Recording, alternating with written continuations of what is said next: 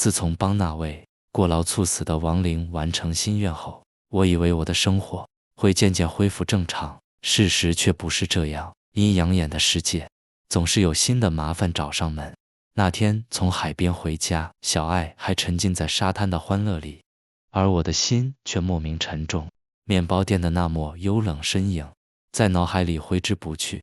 清晨，我和小爱骑着摩托车一路向南，她一路哼着歌，背包里塞满了零食和防晒乳，还不忘用手机记录沿路的风景。海边的沙滩干净的像刚洗过的玻璃，太阳在波光里洒下金色碎片。我们拖鞋在沙滩上奔跑，像回到小时候。小爱用力把一个贝壳丢进海里，转头对我笑：“你今天心情好点了吗？”我故作轻松地回他：“只要你在，总不会太糟吧？”他眨眨眼：“那我得常常在你身边。”我们追逐浪花，还捡贝壳，一起叠了个微微斜斜的沙堡。小爱用手机拍下我被海水打湿的狼狈样，我则偷拍他专注挑贝壳的侧脸。午餐时，我们买了冰啤酒及烤鱿鱼，在防波堤上吹风聊天。他忽然问我：“你还会怕吗？那些你看到的东西？”我沉默了一下，想起妈妈说过的话：人如果心里有善，阴影就没那么可怕了。小爱没再追问，只是轻轻握了握我的手。午后，我们在沙滩上晒太阳，聊着未来。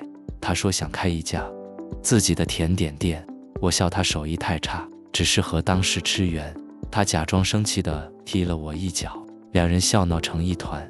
夕阳西下，回程途中，小爱忽然说想带点东西回家给妈妈。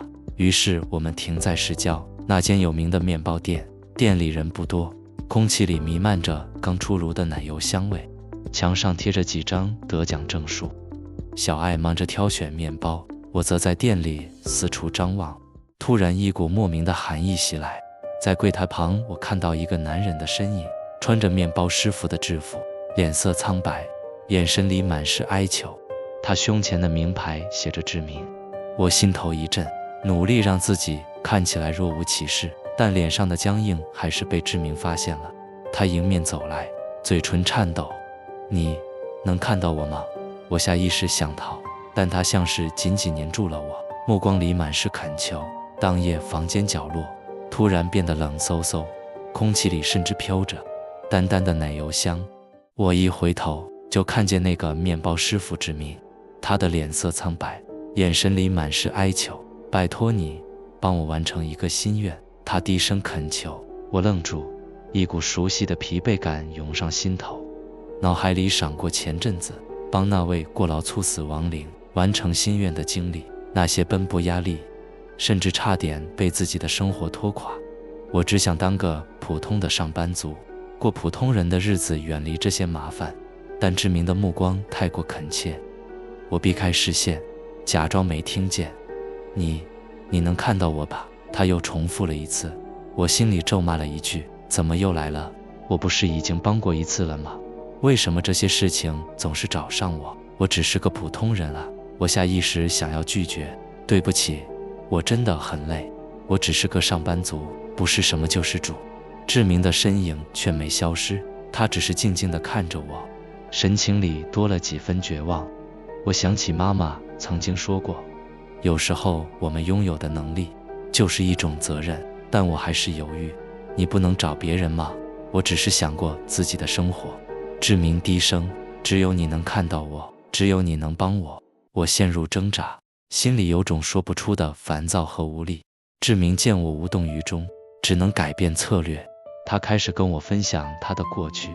我是面包师傅，我的一生都在面粉和奶油里打转。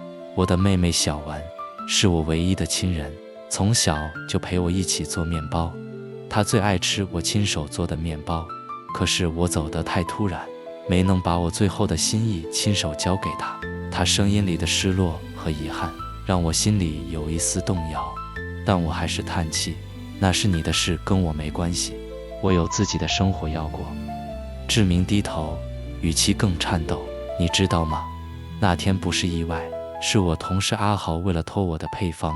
如果我能早点回家，如果我能更坚强一点，就不会死在那里。我开始失眠，脑海里不断重播志明的故事。渐渐的，我发现自己不再只是厌烦，更多的是同情和愧疚。小爱察觉到我的异常，主动来关心。她听完我的烦恼和志明的故事后，轻声说：“你已经不是第一次遇到这种事了，你可以选择逃避，但这样只会让你越来越孤单。你不是一个人，还有我在。”她给了我一个温暖的拥抱，我终于松口。好吧，我试试看，但我真的希望这是最后一次。志明的脸上终于浮现一丝感激，故事才真正开始推进。但志明的气息始终不安稳。有一天深夜，他独自坐在厨房角落，眼神涣散。那天不是意外。我愣住，轻声问：“怎么回事？”他声音颤抖：“我的配方是和妹妹一起创的。那天加班很晚，同事阿豪偷偷翻我的配方本，被我发现后，他怕我会告诉老板，失去升职机会，跟我争抢。混乱中，他把我推倒，我撞到桌角。等他发现我失血过多，他选择清理现场，把一切伪装成意外。”志明眼里满是痛苦和不甘。我不怪他，但我不能让妹妹活在谎言里。听完这段话，我的心像被海潮卷走。志明的冤屈不只是个遗愿，他希望真相被揭开。我决定要替志明争取正义，让这件案子重新调查。但现实远比想象中困难。警方早已把案件定性为意外死亡，没有新证据，根本无法重启。我的证词根本没人会相信，谁会信一个能看见亡灵的人？我陷入深深的无力感，整夜辗转难眠。隔天下班后，小爱打来电话，问我这边情况还好吗？我大致上叙述了志明说的话。他听完志明的故事后，沉默良久，然后坚定地说：“我们一定要想办法，就算很难，也不能让坏人逍遥法外。”我们开始想办法，查询案件细节，寻找能重启调查的证据。小爱用她的社交手腕，偷偷打听志明当年同事的背景。我在夜里再度与志明亡魂沟通，请他回忆案发细节。